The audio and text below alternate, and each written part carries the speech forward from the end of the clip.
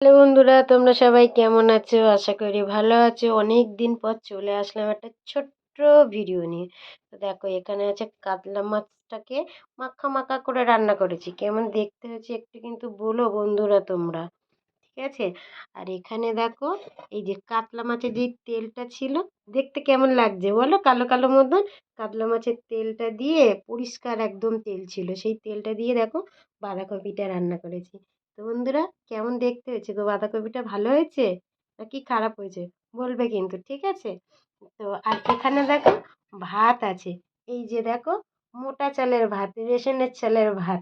দেখো কত সুন্দর লাগছে না? দেখো, অনেকে কিন্তু খায় না রেশনের চালের ভাত, ঠিক আছে? আমি কিন্তু খাই রেশনের চাল। দেখো, মা লক্ষ্মীকে কখনো অবহেলা করতে নেই, দেখেছো? দেখো, আমি রান্না করেছি, আজকের আমি খাবো। তো বন্ধুরা, আমার রান্নাগুলো কেমন হয়েছে? ভালো লাগছে তোমাদের?